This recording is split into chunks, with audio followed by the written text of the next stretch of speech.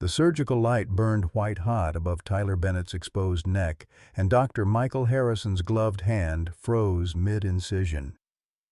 "What the hell?" His voice cut through the sterile silence of the operating room. The anesthesiologist looked up from her monitors. "Doctor?" Harrison didn't answer. He was staring into the open wound, at something that shouldn't exist, something that had been hiding beneath a 15-year-old boy's skin. Not for weeks, not for months, but for 7 years.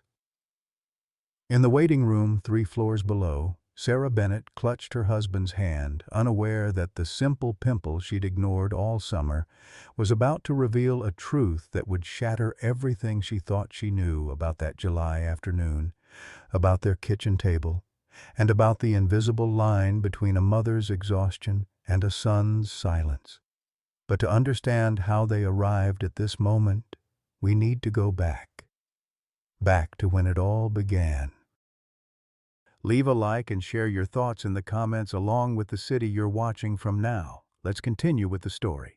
Millbrook, North Carolina, population 8,247, was the kind of town where Sunday church bells could be heard 3 streets over, and the diner's jukebox still played Creedence Clearwater Revival. Nestled in the foothills of the Appalachian Mountains, it had once thrived on textile mills and tobacco farms. But the mills closed in 2009, the farms sold to developers, and what remained was a community holding on to itself with calloused hands and stubborn hope. July 2024 brought heat that pressed down like a hand over everything, thick and suffocating. The kind of summer where even the cicadas sounded tired. Sarah Bennett, 39 years old, had hands that always smelled of dish soap and coffee. Her dark hair lived in a perpetual ponytail, pulled back so tight it gave her headaches she never mentioned. She'd been an ICU nurse once, good at her job, the kind who could spot trouble before the monitors caught it. But when the hospital cut continuing education funding and made the courses mandatory out of pocket, she'd let her license lapse. $3,000 for recertification or 3 months of groceries. The choice hadn't felt like a choice at all. Now she worked doubles at Riverside Diner, slinging eggs and refilling coffee for men who used to work at Morrison's garage or the shuttered textile plant.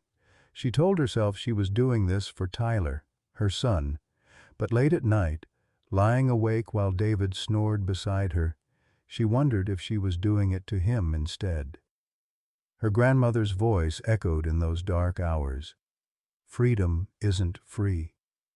But what freedom was this? Trading time with her boy for tips that barely kept the lights on. Tyler Bennett, 15, was all elbows and quiet smiles. He played second base for Millbrook High's junior varsity team, pulled B+s without much effort, and had the kind of face that old ladies at church still wanted to pinch. His best friend, Jake Morrison, had known him since kindergarten, back when Tyler's biggest worry was whether they'd get the good swings at recess. But Tyler carried an old soul in that young body. At 4 years old, he'd hidden a scraped knee for a week until infection made him delirious with fever. When Sarah had rushed him to the emergency room, terrified and furious, he'd looked up at her with glassy eyes and whispered, "I didn't want to worry you, Mama." Even then, silence had been his love language, protection disguised as secrets. David Bennett, 42, had built their kitchen table with his own hands when Tyler was 2 years old. Reclaimed barn wood, sanded smooth, sturdy enough to last generations. He'd carved Tyler's height marks into one leg every birthday, a ritual that marked time in a house where time moved too fast. But 8 months ago, Morrison's garage closed its doors for good, and David's hands, those capable, calloused hands, had nothing left to build. Now he sat at that same kitchen table each morning, want ads circled in red ink he never called about, coffee going cold, condensation from his beer can pooling on the classifieds like tears he wouldn't shed. The Bennett family was breaking quietly, the way families do. Not with screams or slammed doors, but with silence and space and separate worries carried alone. And in that silence, something was growing. July 3rd arrived with oppressive heat that made the air shimmer above the asphalt. Tyler sat at the dinner table, his fork pushing mashed potatoes around his plate while his other hand drifted to the back of his neck. Once, twice. Sarah counted 17 times before the meal ended, each scratch slightly harder than the last. "Mosquito bite, honey?" she asked, refilling David's water glass. Tyler's hand dropped to his lap. "Yeah, probably. We were out at Miller's Pond this afternoon." David looked up from his untouched plate, the first time he'd engaged all evening. "That water's gotten nasty. Runoff from the old textile plant."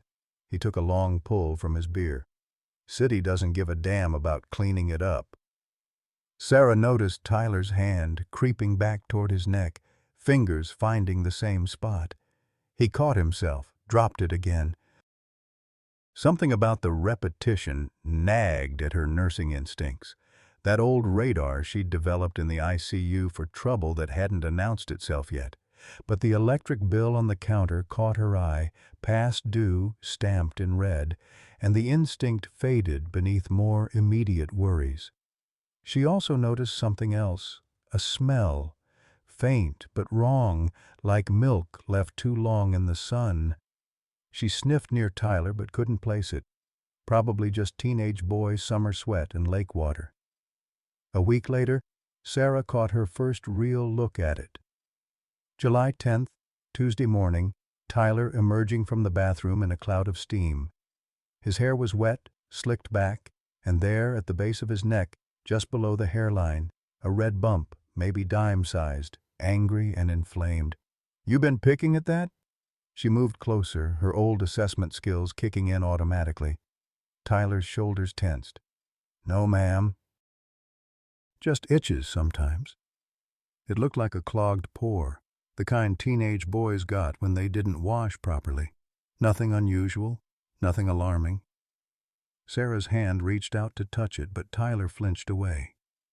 "Probably just a pimple," she said, already running through the day's schedule in her head. "Get some Clearasil when you're at the store." The phone rang. Her boss, Danny, apologetic but firm. "Sarah, I hate to ask, but Marcy's kid is sick. Any chance you can cover the lunch shift?" She looked at the bills on the counter, looked at Tyler, who was already pulling on a blue turtleneck despite the forecast of 88 degrees. Her mouth opened to say they needed to go to the clinic, get it looked at properly. "Mom?" Tyler's voice was quiet. "It's okay. It's just a pimple." "I'll be there in 20 minutes, she told Danny. Then to Tyler, "Keep it clean, baby. If it's not better by next week, we'll get it checked out." Next week? She'd remember those words later, turning them over in her mind like broken glass. 5 days after that, Sarah was doing laundry when she found Tyler's pillowcase. The white cotton was stained rust brown in an irregular patch like dried blood, but darker. She held it to the light, frowning.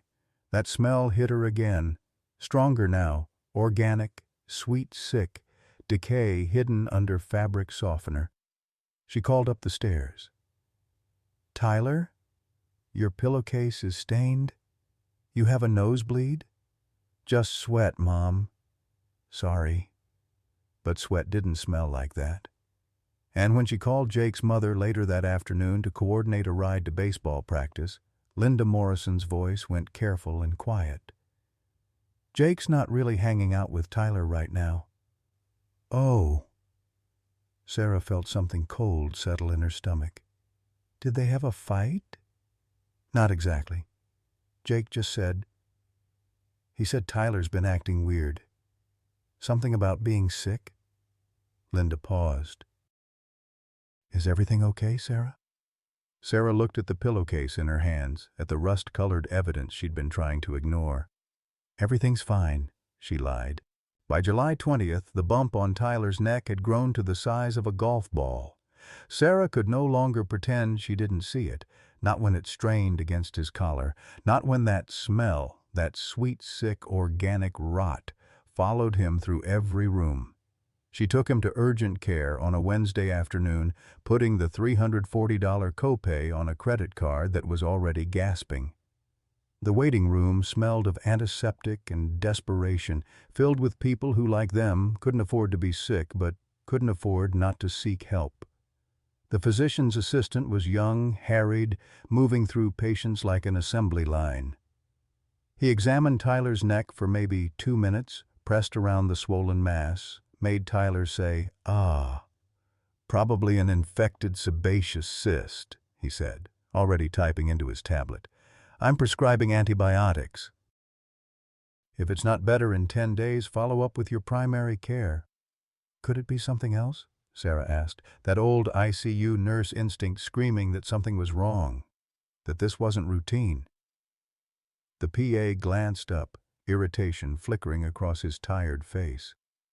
"The antibiotic will handle it. If there's no improvement, then we'll look at other options." 10 days on amoxicillin. 10 days of Tyler taking pills that did nothing while the swelling grew tighter, angrier, the skin over it shiny and stretched.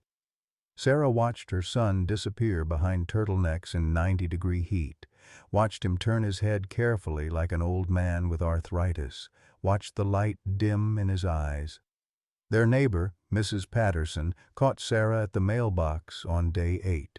"My nephew had that exact same thing on his neck last year," she said, hands on her ample hips. "Turns out he was allergic to the new laundry detergent. All them chemicals they put in everything nowadays." Sarah grabbed onto this like a lifeline. An allergy, something simple, fixable, cheap. She bought free and clear everything. Detergent, soap, shampoo, products they couldn't afford, but couldn't afford not to try. She washed every piece of clothing, every sheet, every towel. The swelling didn't change. Then Coach Morrison mentioned at practice that Tyler had taken a hard slide into second base 2 weeks back.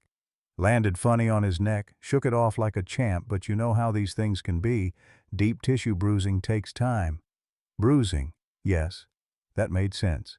Bruises healed. Bruises were normal, expected, not worth $300 they didn't have for another urgent care visit that would tell them to wait and see. But Sunday morning, July 28th, everything changed.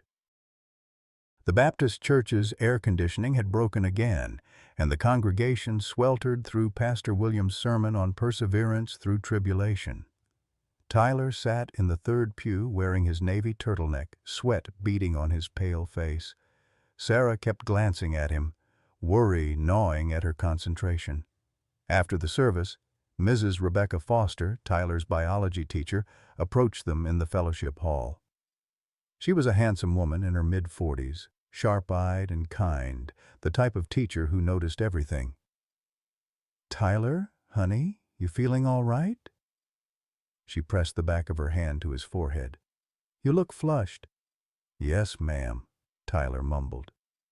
"Just hot." Rebecca's hand moved toward his collar, maternal instinct guiding her. "Let me just—" Tyler jerked backward so violently he knocked into the pew behind him. The sudden movement, the panic in his eyes, it drew stares from the lingering congregation. An awkward silence fell. Rebecca's hand hung in the air, frozen. "I'm sorry," Tyler whispered, face burning red. "I didn't mean—" "It's all right, sweetheart." But Rebecca's eyes found Sarah's, and something passed between them. Understanding, alarm.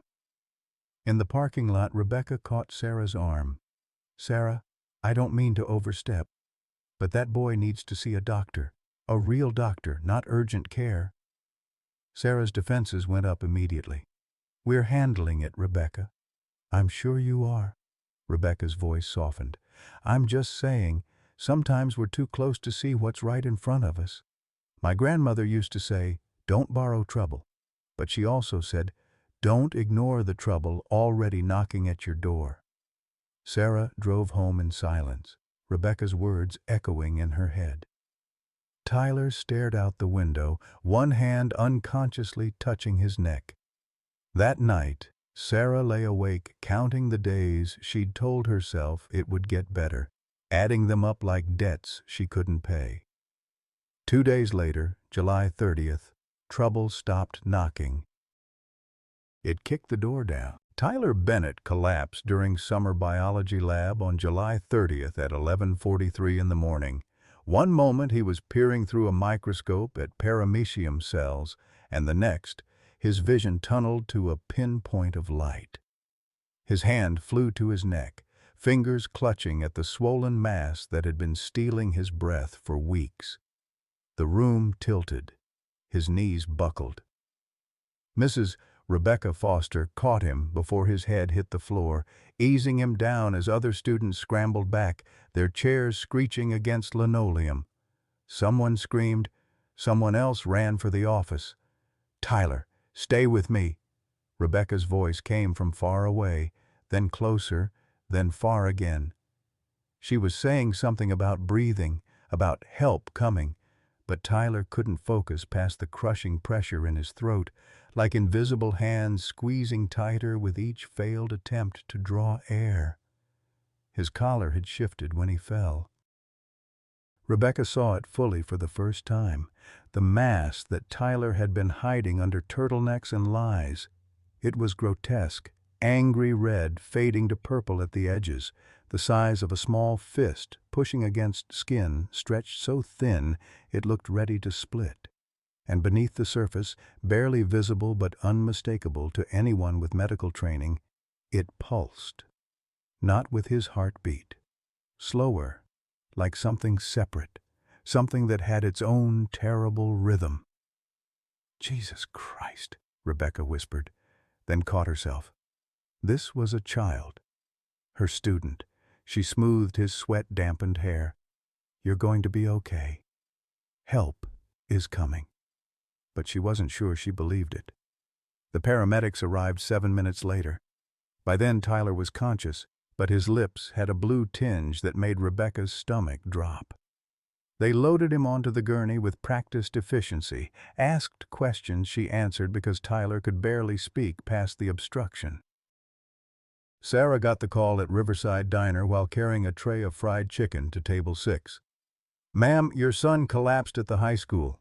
He's conscious but having difficulty breathing. We're transporting him to Millbrook General." The tray slipped from her hands, plates shattered, chicken scattered across the floor like accusation. She ran 3 red lights getting to the hospital, her hands shaking so badly on the steering wheel she nearly sideswiped a parked car. David met her in the emergency room waiting area, having driven from home still in his undershirt and yesterday's jeans, looking more awake than he had in months. They found Tyler in Bay 4, oxygen mask over his face, monitors beeping their steady warnings. His eyes tracked to them, and Sarah saw something she'd never seen in her son's face before, genuine fear. "Mom," he tried to say through the mask, but she was already there, hands on his face, checking him over with muscle memory from her nursing days. "Doctor." Patricia Coleman arrived 20 minutes later. She was in her early 50s, gray streaking through her black hair, with the kind of competence that came from 20 years of emergency medicine in an understaffed rural hospital. She examined Tyler without speaking, her hands gentle but thorough, pressing carefully around the mass, watching his reactions, checking his lymph nodes, his airway, his vitals. When she finally looked up at Sarah and David, her expression was grave. "Mrs. Bennett, how long has he had this?" Sarah's throat closed. 3 weeks, maybe 4. You thought it was a pimple." Dr. Coleman's voice wasn't unkind, just tired. Tired of seeing preventable emergencies. Tired of watching families arrive at her door too late because they couldn't afford to arrive earlier. "Then a cyst," Sarah continued, hating how defensive she sounded. "We took him to urgent care. They gave us antibiotics." "This isn't a cyst, doctor." Coleman pulled up Tyler's imaging request on her tablet. "We need a CT scan with contrast, ultrasound, possibly an MRI depending on what we find, tonight." David stood. "Okay, so do it. What are we waiting for?" The doctor's pause lasted too long. Sarah felt the floor shift beneath her. The imaging department requires pre-authorization or upfront payment for non-insured patients.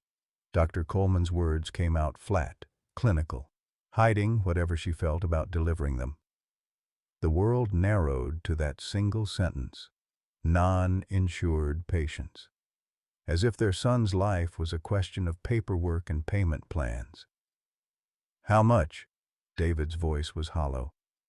"CT with contrast runs about 2,800. Ultrasound another 650.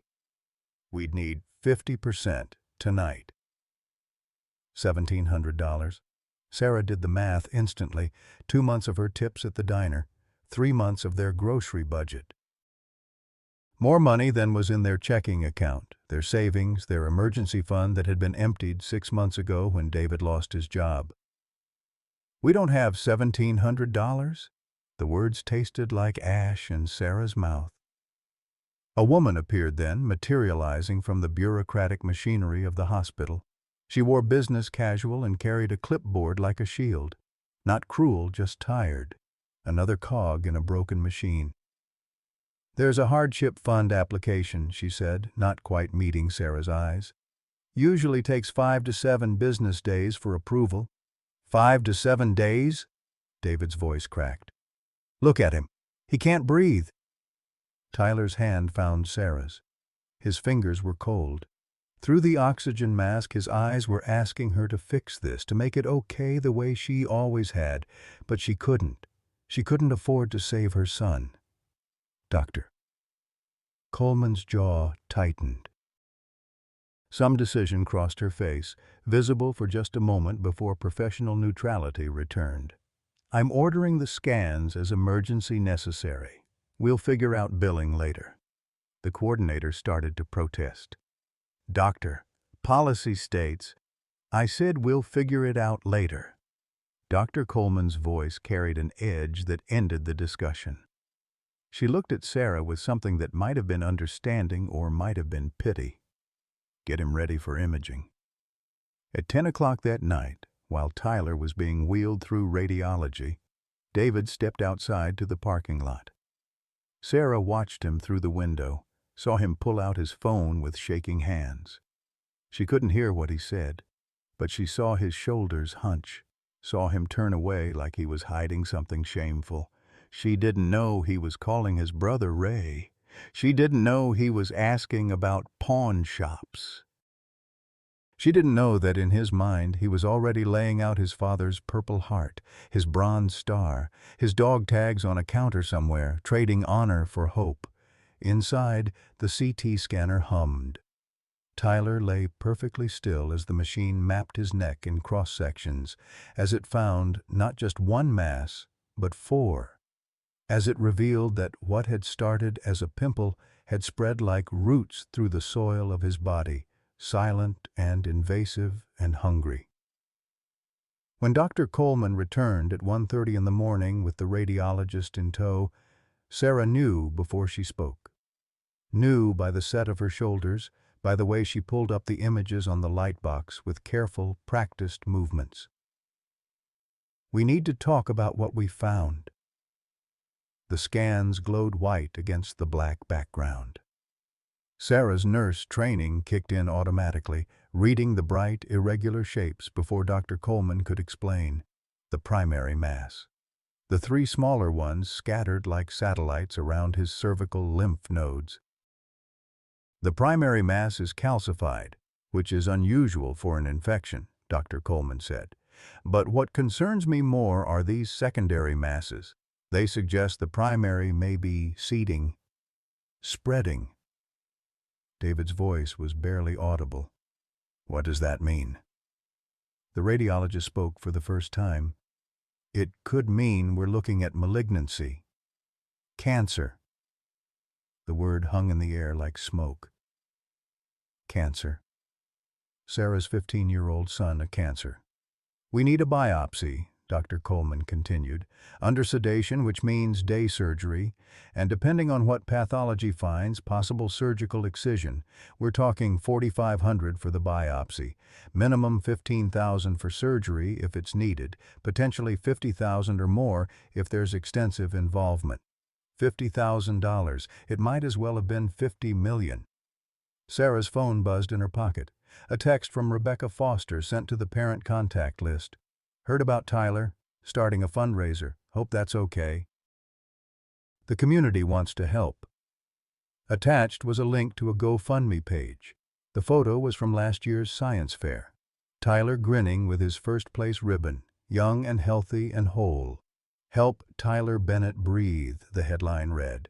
The donation counter showed $247.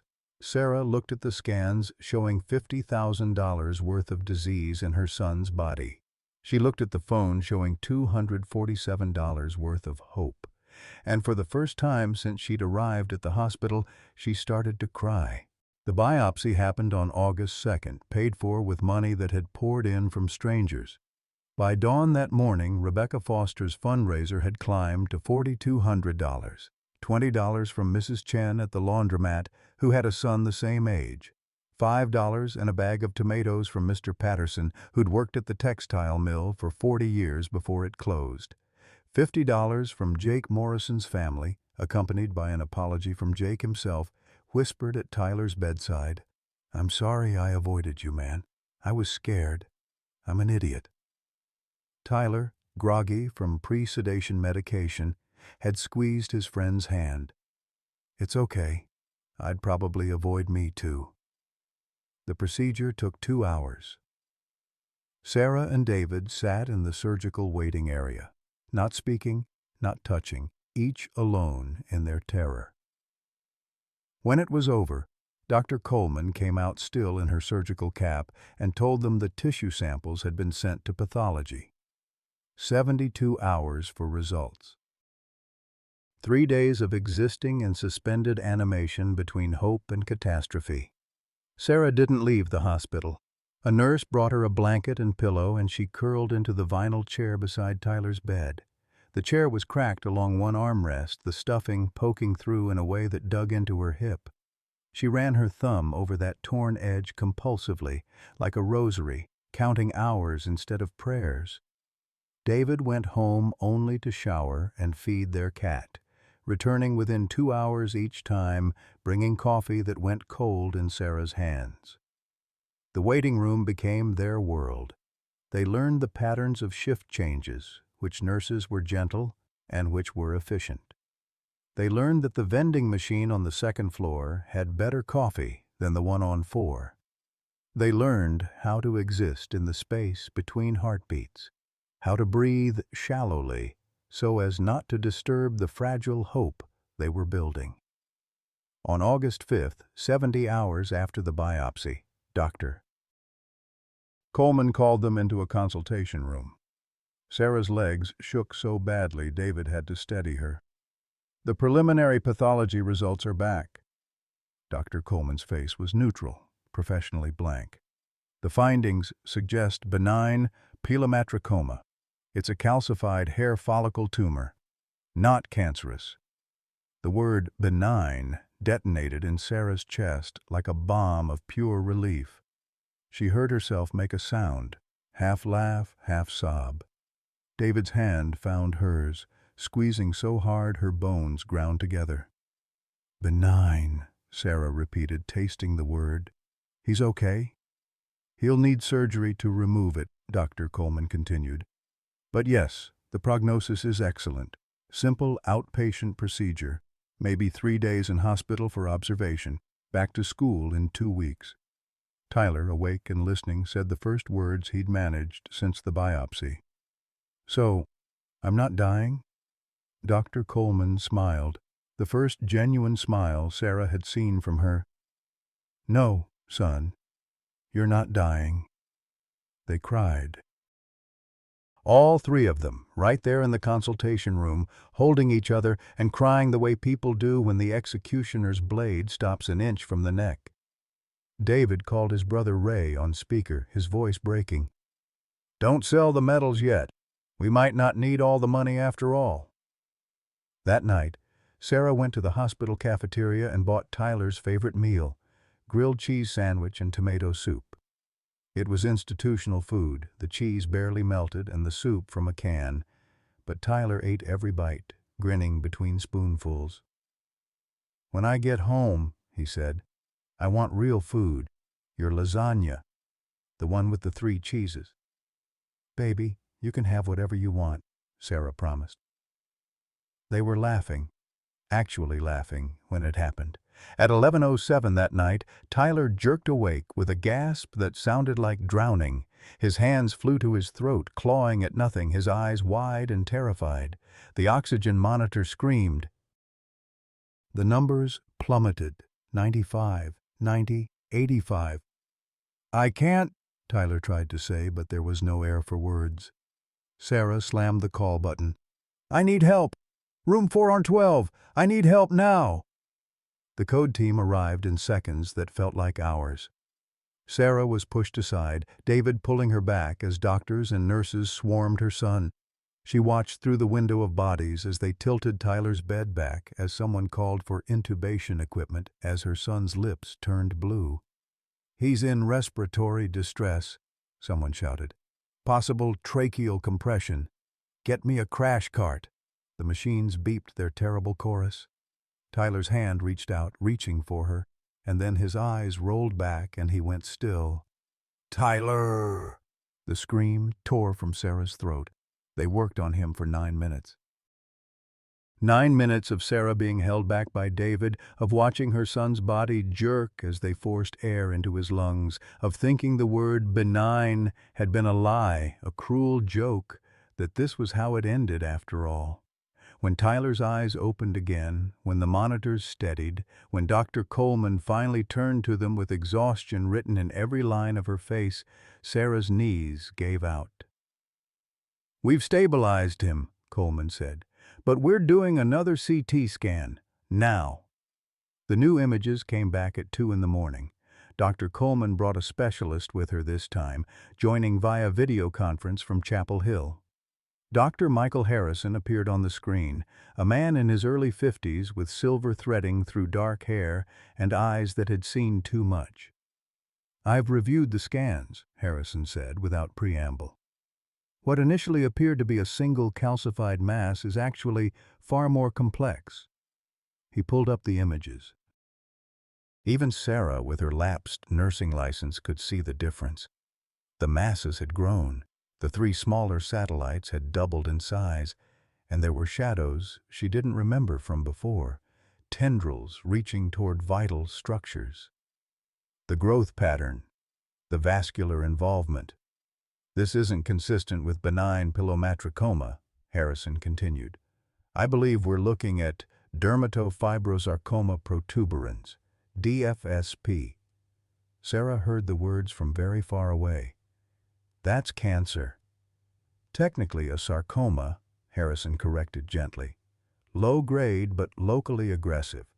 And based on these images, it's wrapping around the carotid artery and trachea." David's voice was hollow. "What does that mean?" "It means simple excision isn't an option anymore. We need Mohs micrographic surgery, removing layer by layer, checking margins in real time. 6 to 8 hours, possible neck dissection if the lymph nodes are involved. There's risk of vocal cord damage, carotid injury, potential permanent tracheostomy." The room spun. Sarah gripped the edge of the table. "And the cost?" David asked. Harrison's face was grim. "Initial estimate is $87,000. If there are complications, and there likely will be, we could be looking at $180,000. Rebecca Foster had arrived sometime during the crisis, still in her pajamas. "The fundraiser is at $28,000 as of midnight." Sarah did the math automatically. $60,000 short, minimum. The number was so large it became meaningless, a chasm too wide to bridge. "I'll sell the house," David said. "We'll get maybe $15,000 after the mortgage." "That takes months," Sarah interrupted. "He doesn't have months. Tyler's voice came weak from the bed behind them. Maybe I just don't do the surgery. Everyone froze. I heard you, Tyler continued, his words slurred from medication but clear enough. All of you. I'm not stupid. Maybe I just live with it, however long that is. No. Sarah's voice cracked. Absolutely not. Mom, you can't afford. I'll rob a goddamn bank if I have to, David said, and nobody laughed because they all knew he meant it. Dr. Harrison's face on the screen softened. Give me a moment, he said, and the video went dark. 2 minutes passed.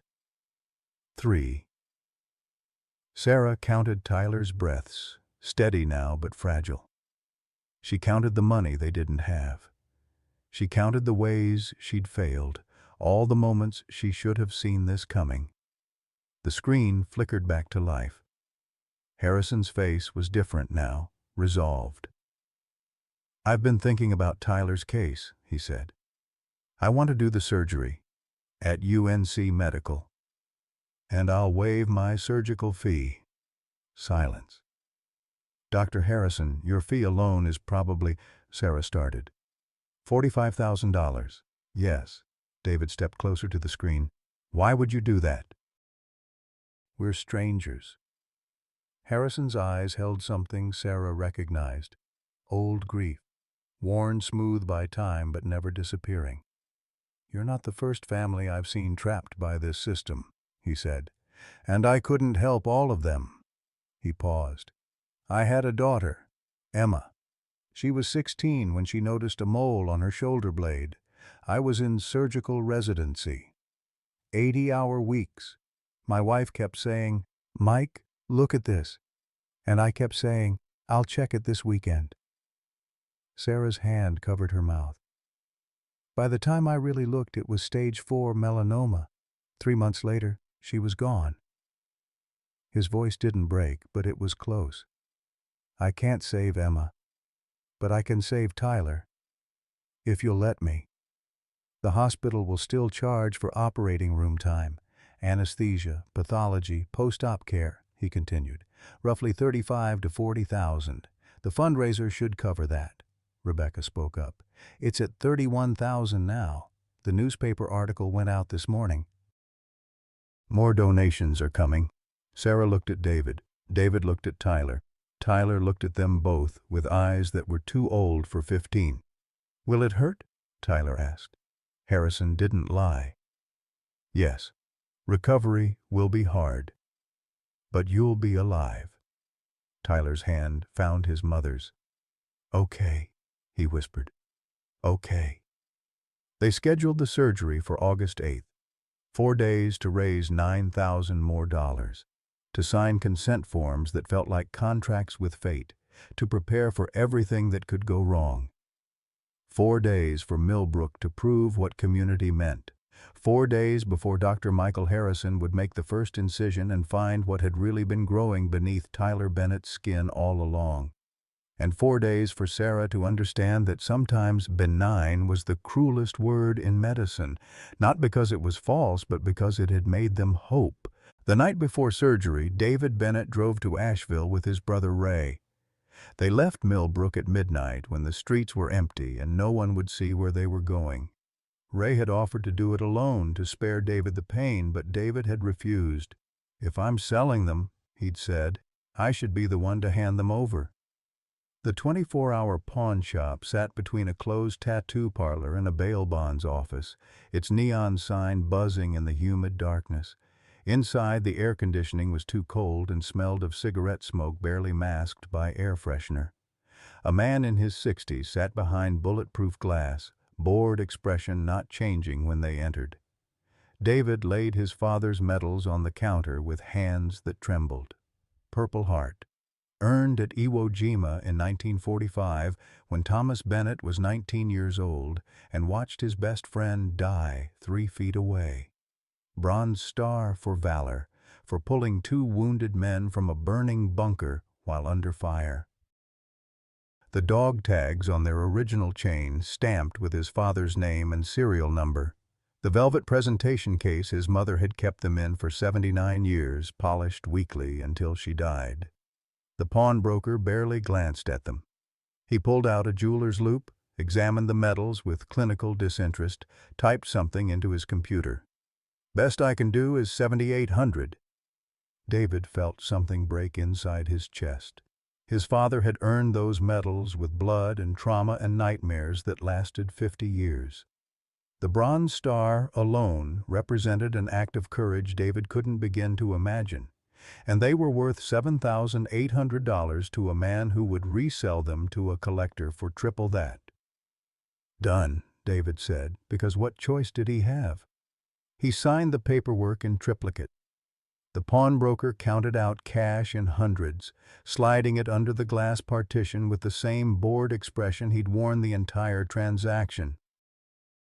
David folded the money into his wallet and they walked out. In the truck, Ray tried, "Dad would understand." David stared straight ahead at the empty parking lot. "Dad's dead. He doesn't get a vote. He'd be proud of you. I sold his honor for $7,800. David's voice cracked. "There's nothing proud about that." They drove in silence for 10 miles before Ray spoke again. "You saved your son. Everything else is just metal and cloth and old memories. Tyler's alive. That's what matters." David didn't answer because his throat was too tight. He watched pine trees blur past in the darkness and thought about his father, who'd carried those medals home in a duffel bag and never once displayed them. "The real heroes didn't come home," Thomas Bennett had said once, the only time David had asked about the war. "I'm just the guy who survived." Now his grandson would survive too. And the medals would sit in some collector's case, and Thomas Bennett would never know they'd saved his great-grandson's life decades after saving lives in the Pacific. When David got home at 3 in the morning, Sarah was still at the hospital. The house was dark and empty. He sat at the kitchen table, the one he'd built with his own hands, the one with Tyler's height marks carved into the leg, and took off his wedding ring. Added it to the pile of things he was prepared to sell if they ran short. His grandfather's pocket watch, his mother's engagement ring, the guitar he'd bought himself at 18 with money from his first real job. Everything in this house, everything he owned, was less important than Tyler. He would burn it all if it kept his son alive. At the hospital, Sarah sat in Tyler's room, watching him sleep. The surgery was scheduled for 6 in the morning, 4 hours away. She'd written in her notebook again, that old nursing school habit of documentation. But instead of symptoms and vitals, she'd written a list. Things I would trade for Tyler's life: my nursing license, our house, every possession we own, my own health, 10 years of my life, 20, all of them. Then she'd crossed it all out because it was a pointless exercise. The universe didn't take trades. It just took, and occasionally, if you were lucky, left you with something to hold on to. Tyler woke at 5:30. The pre-op nurse came in to start his IV, to give him the sedative that would make the next hours bearable. Tyler's hand shot out, grabbed Sarah's. "Mom? Dad?" His voice was small, young, terrified. They moved to either side of his bed. David took Tyler's other hand. "If something happens," Tyler started. "Nothing's going to happen," Sarah interrupted, but her voice shook. "If something happens," Tyler continued, "I need to say, I'm sorry for not telling you sooner. Baby, you have nothing to be sorry for. I was scared you'd worry about the money, so I stayed quiet. And now we're here, and you sold Grandpa's medals and—" Tyler's face crumpled. "I'm sorry." David's vision blurred. He reached into his pocket, pulled out the one thing he'd kept, his father's dog tags, the ones he'd worn at Iwo Jima at Okinawa through 2 years of hell, the ones that had come home when so many men didn't. "Your great-grandfather wore these in the Pacific," David said, his voice rough. "They kept him safe through things I can't imagine. Now they're yours." He slipped the chain over Tyler's head. The metal was warm from his pocket, worn smooth by decades of his father's thumb running over them during nightmares. "But these are—" Tyler touched them reverently. "Metal, just metal." David leaned down, kissed his son's forehead. "You're what matters. You're all that matters." They wheeled Tyler away at 5:58. Sarah and David walked beside the gurney until the surgical doors, where they had to stop. Tyler's hand reached back for them until the last possible moment, then disappeared behind swinging doors. The waiting room became their purgatory.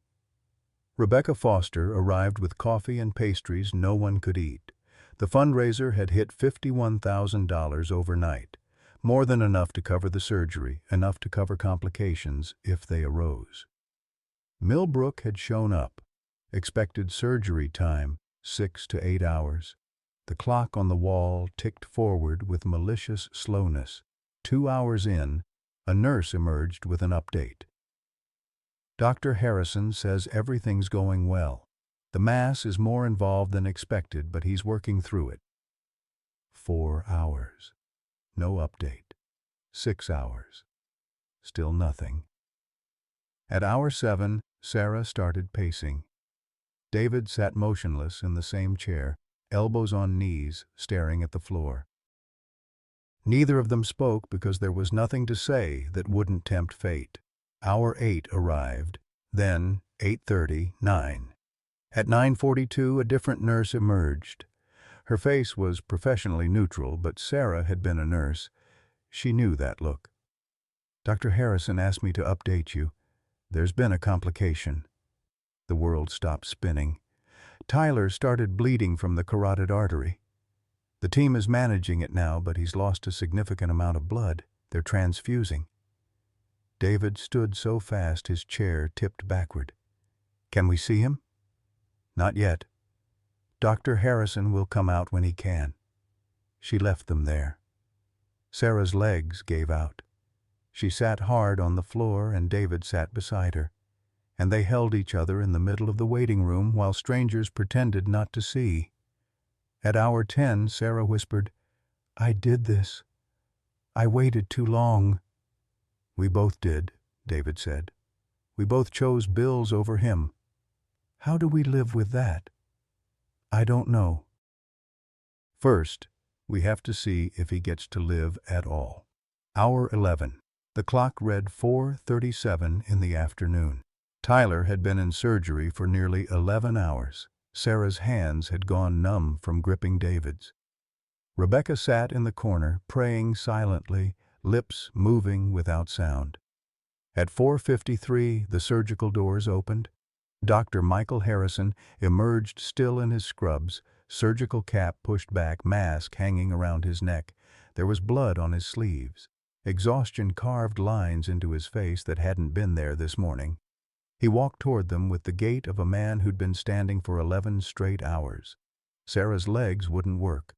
She couldn't stand, couldn't breathe, couldn't do anything but stare at the blood on his scrubs and wait for him to say the words that would end her world. Harrison knelt down in front of them, bringing himself to their level on the floor. "He's alive," he said. 3 words. Not "he's fine" or "surgery successful" or "no complications." Just those 3 words that meant everything and nothing. "He's alive," Harrison repeated. "But the next 48 hours are critical." They moved Tyler to the ICU at 6:15 that evening. Sarah and David were allowed in for 5 minutes every hour, no more. The rest of the time they sat in a separate waiting room with fluorescent lights that buzzed and chairs that hadn't been replaced since the 90s. At 7 o'clock, after Tyler had been stabilized and the immediate crisis had passed, Dr. Harrison asked them to come to a consultation room. He had showered and changed into clean scrubs, but exhaustion hung on him like a second skin. He carried a tablet and something else, a small metal specimen container. "I need to explain what we found," Harrison said, sitting across from them, "because it changes everything you thought you knew about Tyler's condition." He pulled up microscope images on the tablet, tissue samples, magnified and stained, looking alien and incomprehensible to anyone without medical training. "This is the primary mass we removed, 5.2 centimeters. 3 secondary masses, all connected." He swiped to another image, but inside the primary mass, embedded deep in the calcified tissue, we found something unexpected. Harrison opened the specimen container. Inside, preserved in clear fluid, was a tiny, dark sliver. He held it up to the light. Sarah leaned forward, squinting. "Is that wood?" "A wooden splinter, 2.3 centimeters long, roughly the thickness of a toothpick." Harrison set the container on the table between them. "I had pathology run dating analysis on the calcification layers around it, like tree rings in reverse." David picked up the container, staring at the splinter as if it might explain itself. "This fragment has been in Tyler's neck for approximately 7 years. The number hit Sarah like a physical blow. 7 years.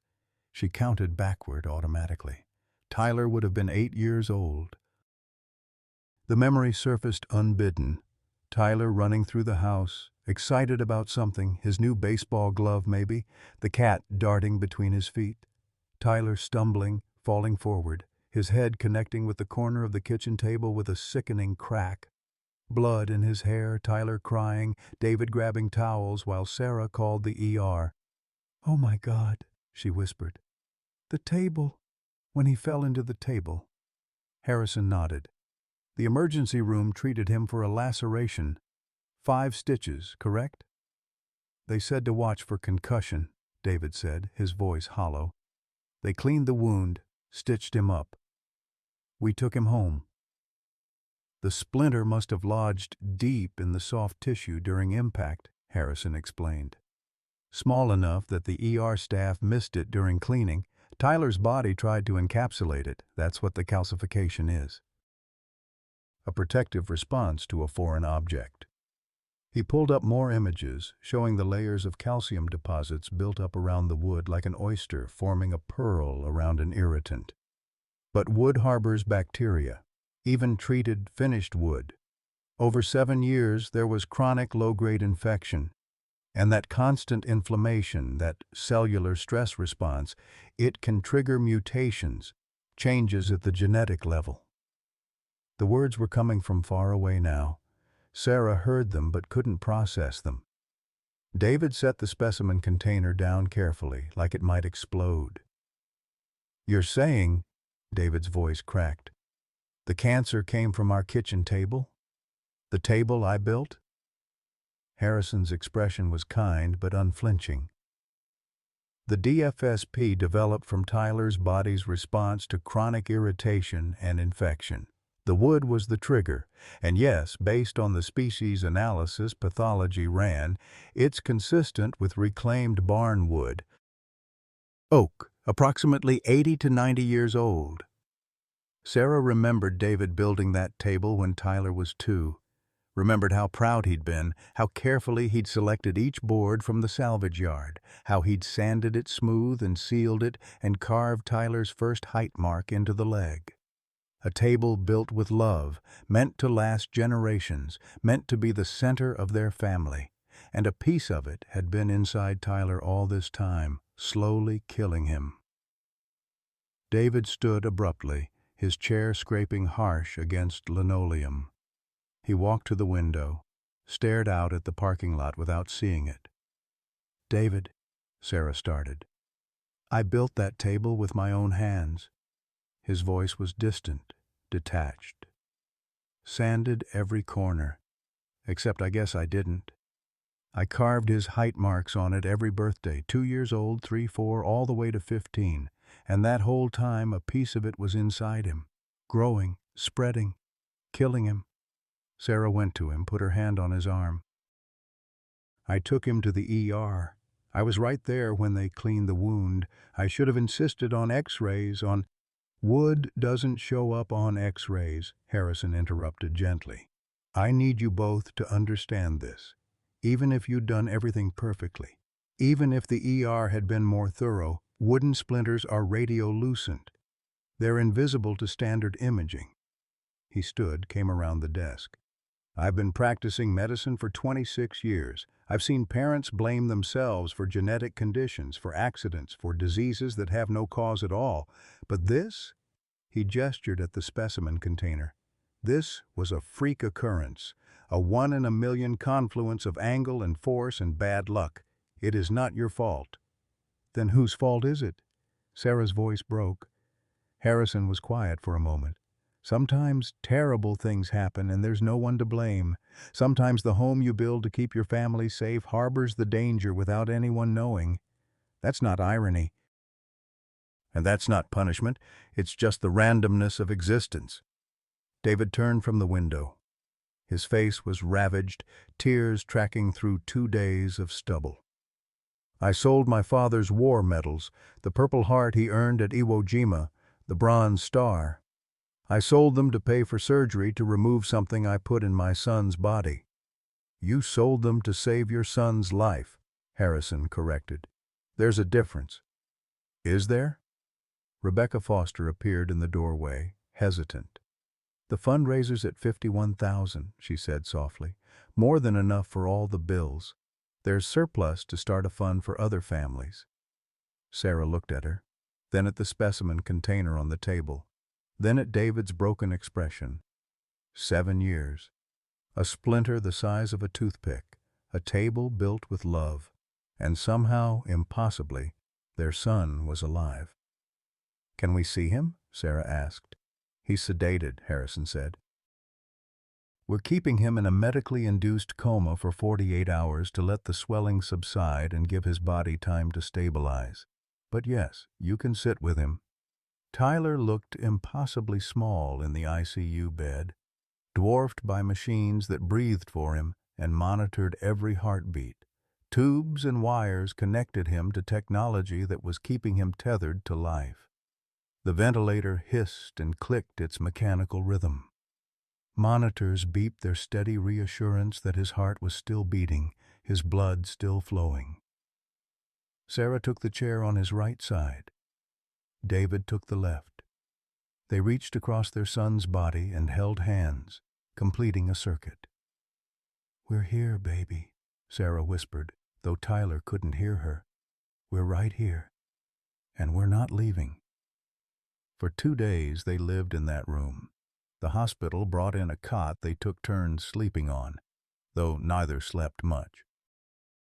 They kept vigil the way people have kept vigil beside sickbeds for millennia.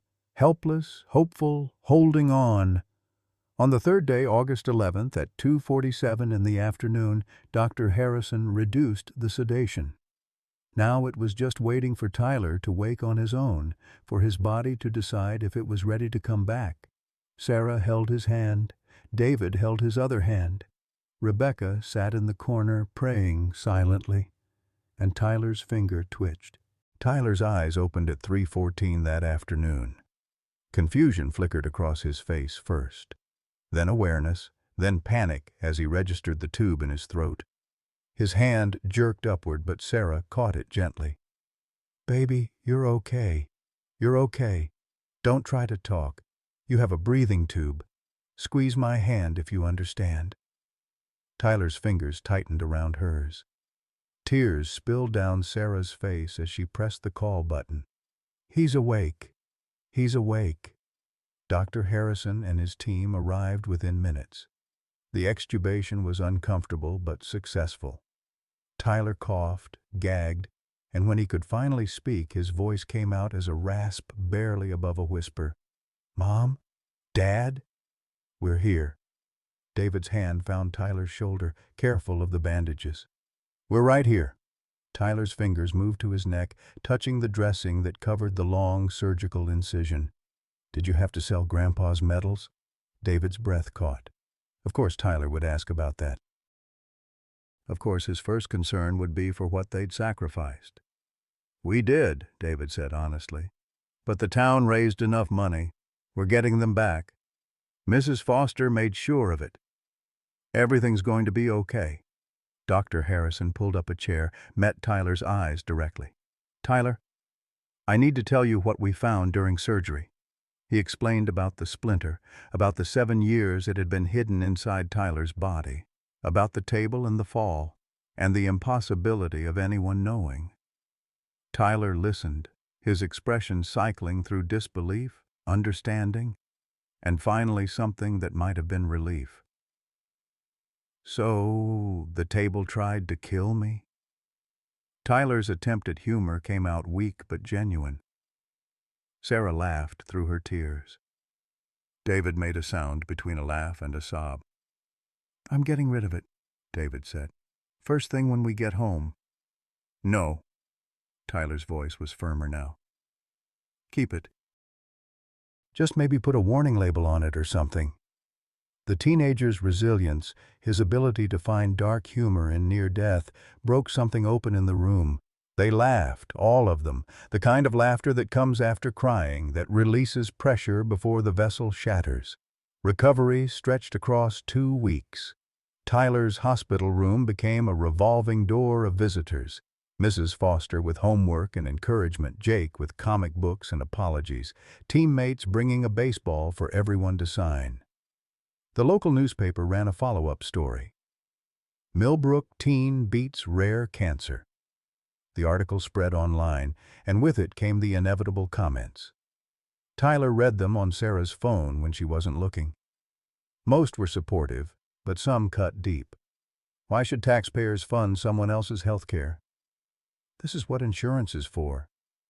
Shouldn't have waited so long to see a doctor." Sarah found him staring at the screen, tears in his eyes.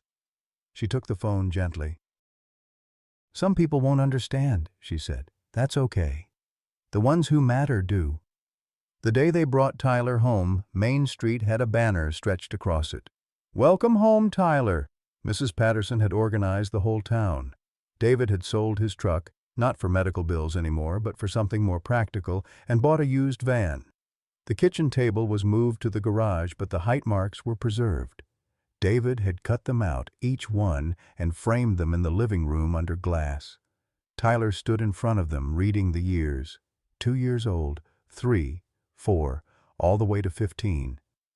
Below them, David had added a new inscription in careful script. Tyler Bennett, always growing, always fighting. "I want to make a new table," David said quietly. "Start fresh, but these we keep." Physical recovery was slow. The scar across Tyler's neck was angry red, would fade to white but never disappear. Nerve damage left his left shoulder weaker. He couldn't play baseball the same way, couldn't make the throws from second base he used to make effortlessly. Coach Morrison made him assistant coach instead, and Tyler discovered he was good at teaching, good at seeing what needed correction in other players' stances. The fundraiser surplus, $8,000 after all bills were paid, became the Millbrook Medical Fund. Tyler insisted the first recipient be someone else who needed it. 6 months passed. Winter gave way to early spring. On February 14, 2025, Tyler stood at a podium in Millbrook High's gymnasium, facing the entire student body. He touched the scar on his neck unconsciously, a habit now. "A year ago, I thought asking for help was weakness," he began, his voice steady. "I thought keeping quiet was protecting my family. I was wrong."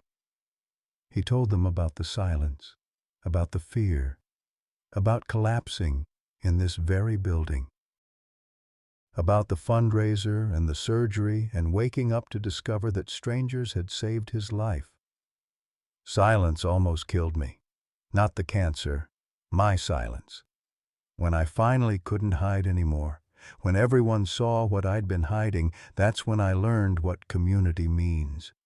His eyes found Mrs. Foster in the crowd, found his parents in the back row.